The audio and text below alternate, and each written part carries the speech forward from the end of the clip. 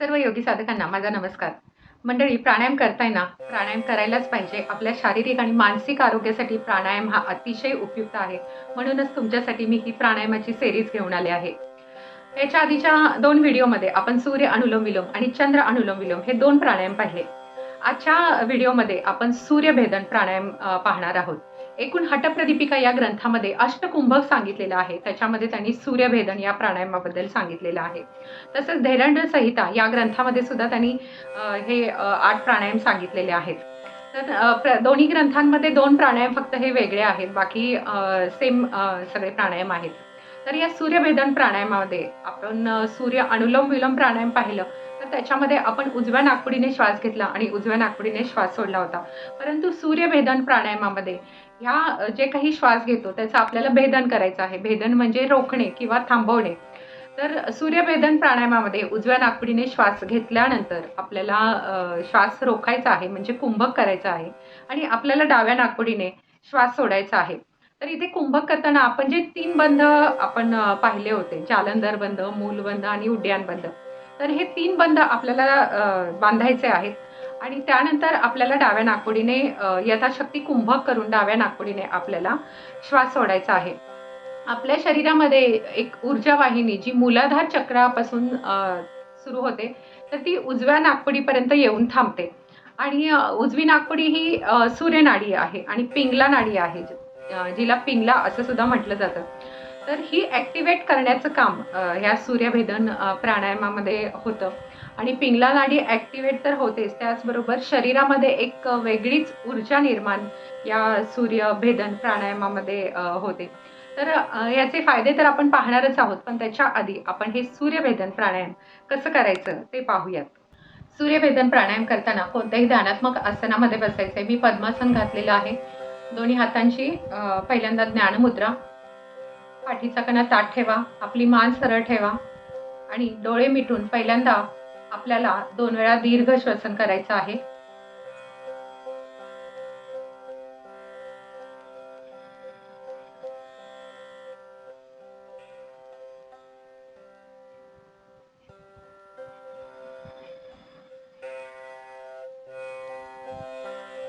पहिल्यांदा काही वेळ दीर्घ श्वसन केल्यानंतर आपला श्वास नॉर्मलला आल्यानंतर आपण सूर्यभेदन प्राणायाम करणार आहोत. डाव्या हाताची ज्ञानमुद्रा, उजव्या हाताची प्रणव मुद्रा. आपल्याला अनामिकेने म्हणजे करंगळीच्या शेजारच्या बोटाने आपल्याला डावी नाकपुडी बंद करायची आहे. आपल्याला उजव्या नाकपुडीने आपल्याला श्वास घ्यायचा आहे. छाती भरून श्वास घ्या. नाकपुडी बंद करा आणि आपल्याला तिन्ही बंद बांधायचे आहेत. जालंधर बंद, उड्डाण बंद आणि मूलबंद.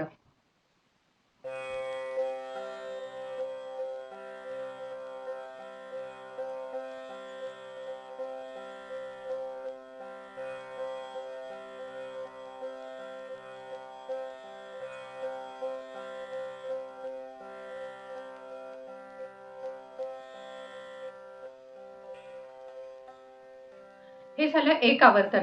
जेव्हा आपण उजव्या नाकपुडीने श्वास घेतो, यथाशक्ती कुंभक करतो, म्हणजे आपल्याला जितका वेळ तो श्वास रोखता येईल तितका वेळ रोखायचा आहे. तिन्ही बंद बांधायचे आहेत. त्यानंतर आपल्याला डाव्या नाकपुडीने श्वास सोडायचा आहे. पुन्हा एकदा आपण करणार आहोत. उजव्या हाताची प्रणव मुद्रा, अनामिकेने आपली डावी नाकपुडी बंद करायची आहे. उजवीने छाती भरून श्वास घ्यायचा आहे, कुंभक करायचा आहे, यथाशक्ती कुंभक करायचा आहे आणि डाव्या नाकपुडीने आपल्याला श्वास सोडायचा आहे. पुन्हा एकदा करून पाहूया.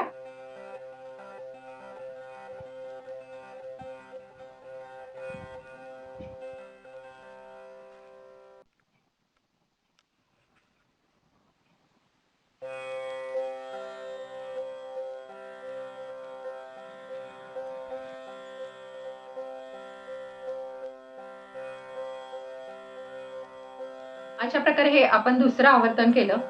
अशा प्रकारे आपण काही आवर्तनं याची करू शकतो. संथ सावकाश आपल्याला पूरक करायचं आहे. यथाशक्ती कुंभक करायचं आहे आणि संथ आणि सावकाश रेचक करायचं आहे. पूरक म्हणजे श्वास घेणे आणि रेचक म्हणजे श्वास सोडणे. तर जितक्या सावकाशपणे करता येईल तितक्या वेळ आपल्याला करायचं आहे. कुंभक जास्त वेळ करू नका. तुम्हाला जेवढा वेळ शक्य आहे तेवढा वेळच करा. कोणताही प्राणायाम हा जबरदस्तीने श्वास रोखायचा नसतो. जितक्या सहजपणे आणि शांतपणे आपल्याला हा प्राणायाम करता येईल तेवढा वेळ करायचा आहे. हा प्राणायाम उष्ण प्राणायाम असल्यामुळे याची तुम्हाला जेवढी शक्य आहे तेवढी सावधानं करा. सुरुवातीला अगदीच जास्त करायला जाऊ नका.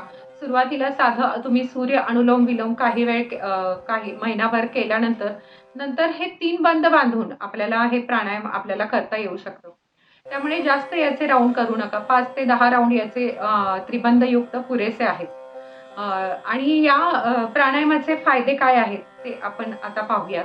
या प्राणायामामुळे शरीरामध्ये ऊर्जा निर्माण होते. पिंगला नाडी ॲक्टिव्हेट झाल्यामुळे शरीरामध्ये वात आणि कफ दोष जे असतात ते सगळे दूर होतात असं ग्रंथांमध्ये सांगितलेलं आहे. या प्राणायामामध्ये आध्यात्मिक उन्नती तर होतेच, कुंडलिनी जागृतीसाठी या प्राणायामाचा उपयोग होतो असं सांगितलेलं आहे. तसंच कवटीमधील आपली जी काही इंद्रिय आहेत म्हणजे कपाल शुद्धी होते असं त्यांनी सांगितलेलं आहे. म्हणजे कवटीमध्ये आपला मेंदू, पिट्युटरी ग्रंथी किंवा आपले कान, नाक, डोळे, जीभ ही सगळ्या इंद्रियांचं जे आहे ते जास्त कार्यक्षमतेने कार्य करतात असं सांगितलेलं आहे. श्वसनासंबंधी जे काही विकार आहेत ते सगळे शरीरामध्ये उष्णता निर्माण होत असल्यामुळे ते सगळे विकार दूर होतात. म्हणजे सर्दी, खोकला, दमा जो काही आहे त्या सगळ्या विकारांमध्ये हा प्राणायाम उपयुक्त ठरतो. या प्राणायामामुळे जठराग्नी प्रदीप्त होतो. त्यामुळे पचनसंस्था जास्त चांगल्या पद्धतीने कार्य करायला लागते. तसंच वातदोष कमी होतात. तसंच जंतुदोष किंवा कृमिदोष जे काही आहेत, ते दूर होतात. तसंच या प्राणायामामुळे नैराश्य जे आहे ते दूर होते आणि तसंच आध्यात्मिक जागृतीसाठी हा प्राणायाम खूप चांगला आहे असं सांगितलेलं आहे. या प्राणायामामध्ये आपला मूलबंध जो आहे तो बांधला जातो. त्यामुळे आपली कंबरदुखी असेल किंवा कॉन्स्टिपेशनचे जे काही इश्यू असतील, तर त्यामध्ये सुद्धा हा प्राणायाम खूप चांगल्या पद्धतीने काम करतो. तसंच या प्राणायामामुळे मूलबंध बांधला जात असल्यामुळे आपला कॉन्फिडन्स जो आहे तो वाढतो. मूलाधार चक्र जे आहे ते ॲक्टिव्हेट होते. फक्त या प्राणायामामध्ये दक्षता काय घ्यायची आहे, तर या प्राणायामामुळे उष्णता निर्माण होते. त्यामुळे हाय बीपीमध्ये हा प्राणायाम आपल्याला करायचा नाहीये. तसंच अल्सर आहे, ऑलरेडी कॉन्स्टिपेशन जर असेल, डायरिया जर झाला असेल, तर त्याच्यामध्ये हा प्राणायाम करायचा नाहीये. पिरियडमध्ये करायचा नाहीये. तसंच एन्झायटी असेल, तर एन्झायटीमध्ये सुद्धा हा प्राणायाम करायचा नाहीये. ॲसिडिटीचे जे काही प्रॉब्लेम्स असतील, तर ॲसिडिटीमध्ये, हाय बीपीमध्ये हा प्राणायाम आपल्याला करायचा नाही. ज्यांना हार्ट प्रॉब्लेम आहेत, त्यांना सुद्धा हे प्राणायाम करायचा नाहीये.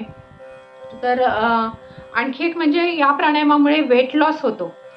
जर वेट लॉससाठी आपण 4 वेळा मी सांगितलं तसं सकाळी, दुपारी, संध्याकाळी आणि रात्री जर आपण याची जर 5 राउंड आपण या प्राणायामाचे म्हणजे 5 आवर्तनं या प्राणायामाची केली, तर ह्याच्यामध्ये वेट लॉस होतो असं त्यांनी सांगितलेलं आहे.